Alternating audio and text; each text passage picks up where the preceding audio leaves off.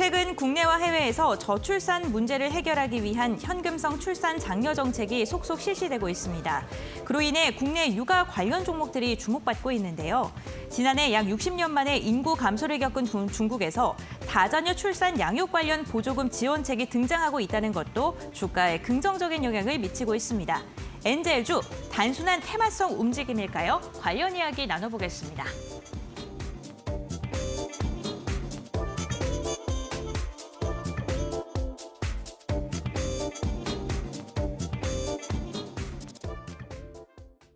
네, 저희가 어제 비대면 소아 진료에 대한 이야기를 나눴는데 오늘은 또 저출산, 출산 장려 정책에 대한 이야기를 나누겠습니다.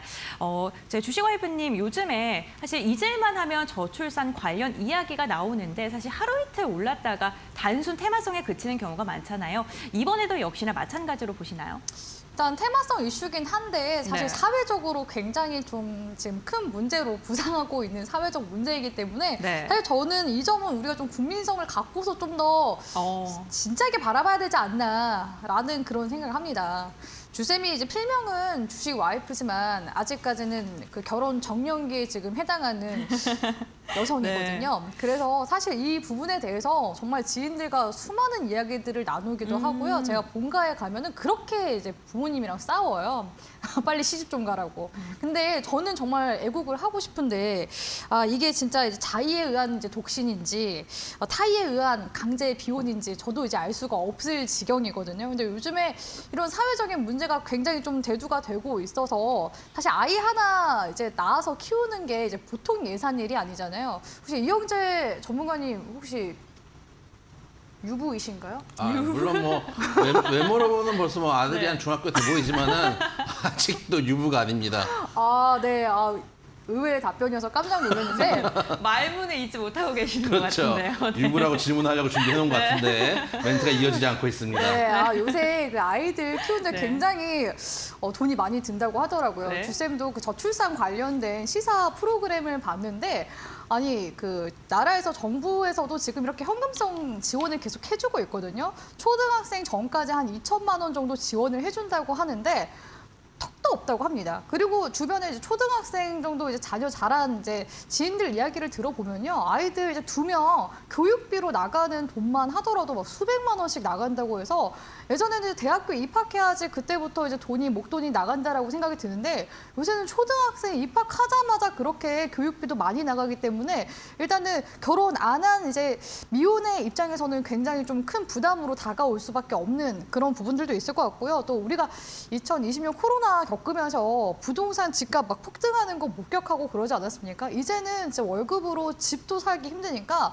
아니 둥지가 있어야지 이제 새끼를 낳는데 둥지도 없는데 어떻게 애를 낳냐? 수도권에 사는 미혼 남녀들이 대부분 이제 그렇게 생각을 하고 있다고 합니다.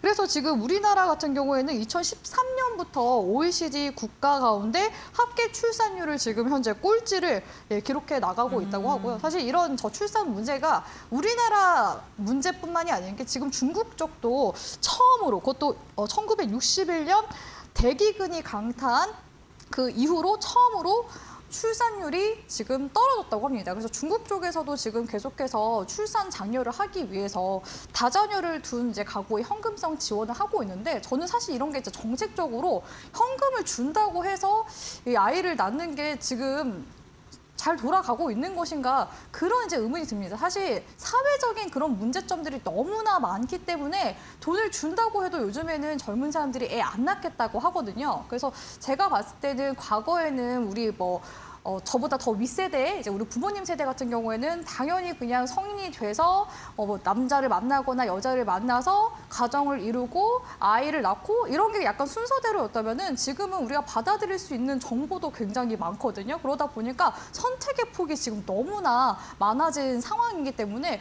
굳이 우리가 그 예전에 어른들이 걸어온 그런 길을 밟아야 할까라는 그런 이제 의문점도 요즘에 MZ 세대들 사이에서 많이 갖고 있는 부분이라고 생각이 들고요. 저는 오히려 이에 대한 좀 대안을 선진국 쪽에서 좀 바라보고 싶은데 선진국 쪽에서는 이미 지금 비혼 출산이라고 많이 하고 있거든요. 결혼을 하지 않은 커플이라든지 사실혼 관계에서 또 아이가 생기는 그런 경우들을 사회적으로 존중을 해주는 거고 그런 이제 아이들에게도 똑같이 혜택을 받을 수 있도록 나라에서 지원 정책을 굉장히 많이 해주고 있습니다. 또 특히나 최근에 우리나라의 그 연예인 중에서 사유리 씨 있죠. 일본인 배우. 그 사유리 씨 같은 경우도 비혼 출산을 하셨거든요. 정자 공여 시술 받아서 그 출산을 혼자 하셨었는데 사실 주쌤도 이제 점점 이제 나이가 이제 고위험군으로 이제 출산이 그렇게 다가오고 있으니까 아, 이거 냉동난자라도 해야 되는 거 아닌가? 그런 생각부터 시작해서 그때까지 내가 좋은 남자를 만나지 못하면 어떡하지? 나는 아이는 키우고 싶은데. 근데 주쌤처럼 생각하는 사람들이 이미 그렇게 있었고 저는 아이까지 낳았다는 그 사실에 굉장히 이제 리스펙트를 해주고 싶은데 사실 한국에서는 이 정자 공여 시술이 아직까지 허용이 되고 있지 않은 상황입니다. 선진국에서는 이런 부분들을 이제 리스펙트 하기 때문에 잘 지금 이루어지고 있고요. 또 아기 100명 중 62명 가까이가 결혼하지 않은 엄마로부터 태어난 아이들이 많다고 하는데 다 자립심 있게 잘 자라고 있다고 합니다. 그래서 이런 부분들이 좀 우리나라에도 사회적으로 인식의 변화가 좀 있어야지만 그 아이를 좀 출산을 하거나 낳지 않을까라는 생각이 이제 들기도 하고요. 차별 없는 지원들 이런 부분들이 저는 더 중요하다고 생각합니다. 그래서 법과 제도 결국에는 사회적 인식이 모두 다 전환이 되어야지만 이 저출산 문제를 좀 타개해 나갈 수 있기 때문에 사실 이런 현금성 지원에 대해서는 주쌤은 좀 부정적이긴 하지만 계속해서 이런 저출산 관련된 논의들도 나올 수 있는 만큼 이런 부분들은 계속 주식시장에서 하나의 테마로서 계속 종목들이 움직임을 보일 거라고 생각하고 있습니다. 네, 사회적 문제로 조금 진지하게 다가가야 된다라고 이야기를 해주셨는데 그렇다면 싱글 이영재 전문가님께서는 이 이슈에 대해서 어떻게 바라보시나요? 소주부터 네. 한 잔 주세요. 여기 옆에서 주식 와이프님 2주 동안 네. 본 것 중에서 가장 정말 진솔하게 소주를 부르는 말투로 말씀을 하셔가지고 여러 가지 많이 와닿는데 제 동생이 이제 저는 이제 애가 없지만은 제 동생이 이제 애가 둘이 있거든요. 한 명은 이제 이번에 고등학교 들어가고 한 명은 이제 몇 살이죠? 초등학교 들어가는 것 같아요. 네. 그래서 보면은 의외로 지원을 많이 해준다 그러는데 생각보다 지원이 많이 안 되는 것 같더라고요. 이게 실제 정부 정책하고 이 실제에서 들어오는 괴리가 꽤 있는 것 같아요. 그래서 이 자금들이 어디 갔는지 잘 모르겠어요. 그래서 현금성 지원을 하지만 의외로 그게 허들도 높고 해가지고 의외로 지원을 잘 못 받는 경우들도 많이 있다고 하더라고요. 그래서 좀 저출산 대책들이 좀 많이 필요한 것 같고 예를 들면은 일단은 그 유치원이나 국공립 어린이집 같은 경우도 지금 많이 부족한 상황이거든요. 그러니까 민간 어린이집 같은 경우는 오히려 문을 닫는 상황인데 좀 믿기 힘든 부분들이 있잖아요. 조금 신뢰하기 좀 힘들고 안 좋은 뉴스들이 나오니까. 근데 국공립은 반대로 웨이팅이 길어요. 그러면은 일단 이런 인프라들도 만들어줘야 되는데 지금 100조가 넘는 자금이 들어가서 어디 있는지 모르겠어요. 그래서 그런 것들도 많이 부족한 상황이고 또 이제 저출산 문제가 사실 국내에서 가장 큰 문제인데 요즘 나오는 뉴스들 보면은 OECD 중에 최저의 출산율입니다 하는데 정작 정부나 여당 야당에서 관심 없어요. 지금 관심 있는 것들은 누가 범인인가 이런 거 지금 관심 있고 누가 진짜 핵관인가 이런 것만 관심이 있거든요. 그런 거 보면은 솔직히 큰일 난 것 같아요. 이러다가 어떻게 되나라는 생각이 들 정도고 되고 또 옛날하고 다르게 요즘은 그 뭐라 그럴까요? 장자 우선 그러니까 저도 만약에 애를 낳으면은 딸을 낳고 싶어요. 아들 놈보 자식 필요 없거든요. 제가 아들이지만 전혀 필요가 없어요. 그래서 그런 것들을 보면은 사회 문화도 좀 많이 바뀌어 있는 측면들, 제사를 이어받거나 이런 것들에 대한 그런 이제 중요성들이 많이 줄어들고 있기 때문에 그 외에 즐거움들과 또 행복을 기반할 수 있는 국가 정책이 좀 필요하지 않을까. 일단 정부 여당에서 그리고 야당에서 관심을 좀 갖고 다루었으면 네. 좋겠다는 생각이 좀 듭니다.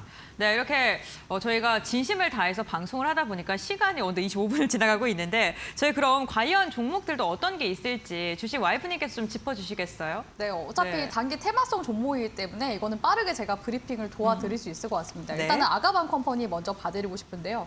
영유아 쪽이 지금 저출산 때문에 문제다라고 하는데 실제로 영유아 제품 매출은 늘고 있다고 합니다. 워낙 요즘에는 아이가 귀한 시대이다 보니까요. 베리 임포턴트 베이비 쪽이라고 해서 조카가 있거나 주변에 뭐 자녀, 손주 있으면은 다 해주고 싶은 그런 이제 마음이 들잖아요. 그래서 고가의 그런 상품들도 그냥 정말 기꺼이 돈을 주고서 구매를 하는 그런 이제 사람들이 많이 늘고 있다고 해서 아가방 컴퍼니 같은 경우에는 실제로 매출 실적이 코로나 이후로 증가 추이를 보이고 있습니다.